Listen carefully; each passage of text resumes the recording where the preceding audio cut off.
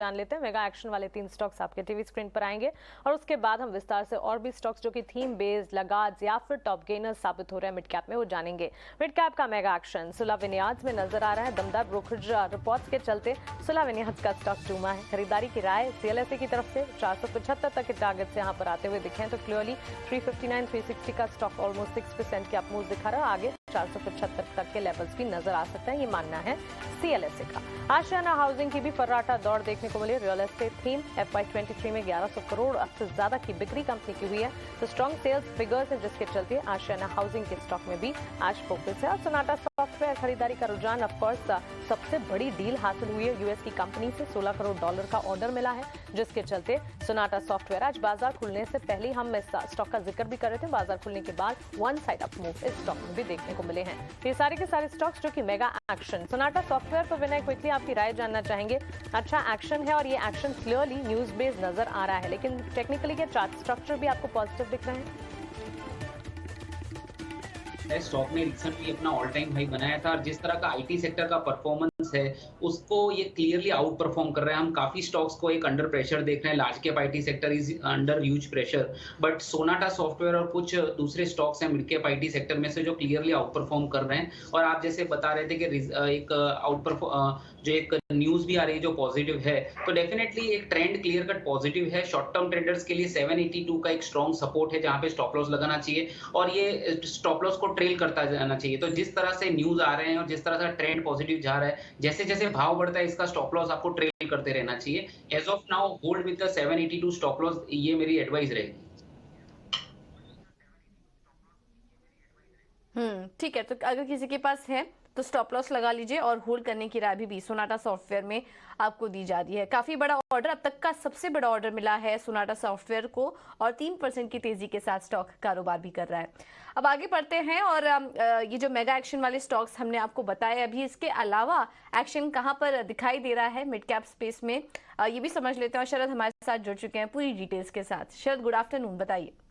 Good afternoon पूजा और मानसी। तो सबसे पहले जो है ब्रॉडर इंडिसेस की एक अच्छी आउट परफॉर्मेंस आपको निफ्टी में देखने मिल रही है। हाँ, निफ्टी PSU बैंक इंडेक्स सबसे टॉप सेक्टोरल गेनर है और बाकी सारे सेक्टर्स में भी अच्छी मूवमेंट देखने मिली और सब ग्रीन में है। लेकिन मिड कैप गेनर्स की बात करते तो यहाँ पे ट्राइडेंट रहेगा फोकस में। यहाँ पे और बहुत अच्छा मूवमेंट देखने मिला स्टॉक में, वॉल्यूम्स में भी तेज़ी आई है। इमामी जो है शेयर बायबैक करने वाले हैं, उसके ऊपर जो है मार्च 24 को ये मीट रहेगा। वोडाफोन आइडिया और मैक्स फाइनेंशियल्स में भी जो है एक अच्छी उछाल देखने मिली है। ये मैक्स ग्रुप कंपनी है और इसका क्या रीज़न है इसके आगे भी हम बताएंगे क्यों तेज़ी चली है मैक्स ग्रुप ऑफ कंपनीज़ में। मिड कैप लूजर्स की बात करें तो ABB इंडिया, कमिंस इंडिया, आपके जो कैपिटल इंजीनियरिंग गुड्स है वहाँ पे सेलिंग देखने मिल रही है। सेल में जो है रिपोर्ट्स आ रही है कि उनके जो कैपेक्स प्लान्स है उसमें डिले हो सकती है, उसके कारण स्टॉक में दबाव है। और गोदरेज प्रॉपर्टीज़ में भी जो है सेलिंग प्रेशर कायम है। लेकिन कुछ सेगमेंट्स है जहाँ पे थीमेटिक जो है हमने थीम्स निकाले हैं।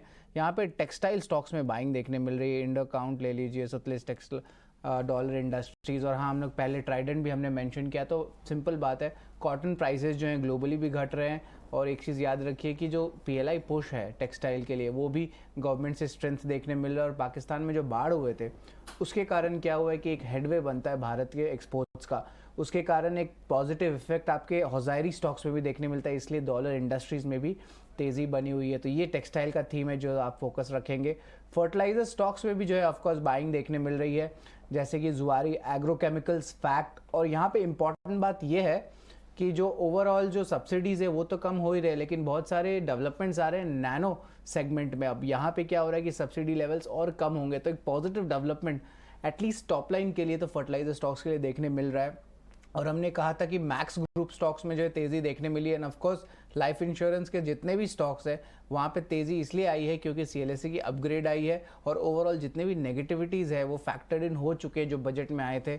और अब जो है आगे जाते हुए ग्रोथ लेवल्स मीडियम टर्म में ज़्यादा एक्सपेक्टेड नहीं है। इसके लिए जो टारगेट प्राइसेस है, अगर HDFC लाइफ को हटा दे तो बाकी लाइफ इंश्योरेंस स्टॉक्स में लगभग 17 से लेकर 30% तक का इजाफा देखने मिलेगा। लेकिन दो और स्टॉक्स हैं जो न्यू स्पेसिफिक बसकर है। पटेल इंजीनियरिंग को है L1 ऑर्डर आया है, उनके JV को लगभग 300 करोड़ का ये है। और दूसरा स्टॉक रहेगा VST टिलर्स। यहाँ पे स्टॉक में भी बहुत शानदार जो है आप कह सकते हैं 10% से ज़्यादा का उछाल देखने मिला था दिन के ट्रेड में। और यहाँ पे 5 लाख पावर टेलर्स का जो प्रोडक्शन है कर्नाटक प्लांट से वो उनका कंप्लीट हो गया है।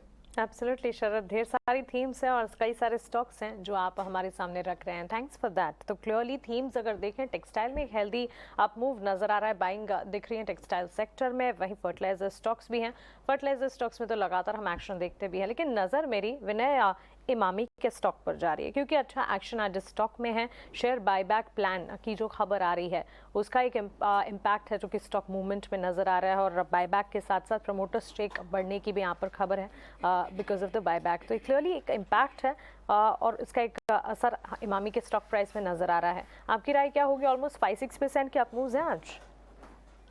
डेफिनेटली, और ये न्यूज के चलते ही लग रहा है क्योंकि उसका प्राइमरी ट्रेंड क्लियरली वीक है, उसके lower top lower bottom weekly charts पे बन रहे हैं। तो कहीं ना कहीं ऐसा लग रहा है कि ऐसा न्यूज बेस्ड बाइंग आने के बाद थोड़ा बहुत पुल बैक जरूर आ सकता है, लेकिन ओवरऑल ऊपर के लेवल पे करीबन जहां पे मैं रेजिस्टेंस देख रहा हूं 380 के करीबन एक स्ट्रॉन्ग रेजिस्टेंस है which happens to be the previous swing low.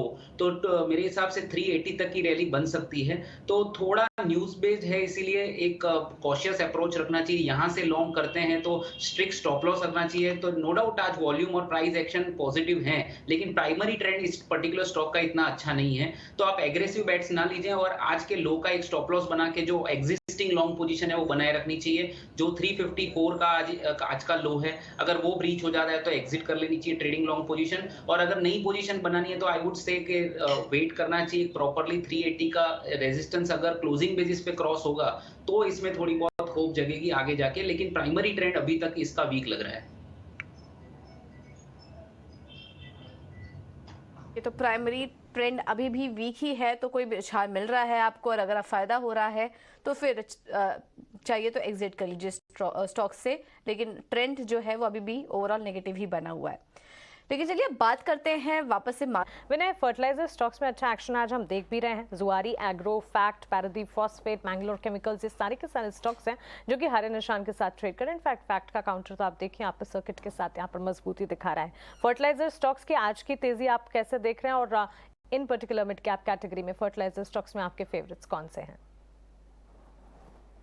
Fertiliser जो भी स्टॉक्स हैं उनके कल तक के चार्ट देखें तो क्लियरली वीक लग रहे थे, लेकिन जिस तरह से न्यूज अनाउंसमेंट्स आ रही हैं तो थोड़ा बहुत रिकवरी मार्केट के साथ और मिड कैप सेगमेंट के साथ दिख रही है। अभी ये सस्टेन होते कि नहीं वो हमको देखना है, क्योंकि जिस तरह का फॉल हमने पिछले महीनों में देखा है, कपल ऑफ मंथ्स में हमने जिस तरह का फर्टिलाइजर स्टॉक्स में सेलिंग देखा है, उसके चलते ये एक दिन की तेजी ही इनफ नहीं है ये ट्रेंड रिवर्सल कहने के लिए। तो मुझे लग रहा है कि एक वेट एंड वॉच अप्रोच रखिए। रिलेटिवली आप देखते जाएंगे तो फैक्ट का जो टेक्निकल सेटअप है वो as compared to other fertiliser stocks काफी स्ट्रॉन्ग है। तो फैक्ट एक ऐसा स्टॉक है जो अपने 200 दिन की मूविंग एवरेज के ऊपर चल रहा है। काफी सारे फर्टिलाइजर स्टॉक्स में अच्छी खासी सेलिंग थी और अभी लॉन्ग टर्म मूविंग एवरेजेस के नीचे चल रहे हैं। तो मुझे लग रहा है कहीं ना कहीं अगर प्रायोरिटी देनी है, प्रेफरेंस देना है तो फर्टिलाइजर स्पेस में फैक्ट जैसे स्टॉक में देना चाहिए। और अगर आप क्वालिटी के साथ जाना चाहते हैं, थोड़ा बहुत केमिकल और फर्टिलाइजर दोनों सेगमेंट में से एक कोरोमंडल इंटरनेशनल हमारी एक पसंदीदा स्टॉक है जिसके लास्ट क्वार्टर के रिजल्ट्स भी काफी अच्छे थे और अच्छा एक करेक्शन भी आ गया है। तो quality wise I would recommend के कोरोमंडल इंटरनेशनल को आप एक्यूमुलेट करें तो आगे जाके रिटर्न्स अच्छे मिल सकते हैं। बट अगर पीएसयू सेगमेंट में से बात करें तो फैक्ट का रिलेटिव सेटअप बाकी कंपैरिजन में काफी स्ट्रांग लग रहा है।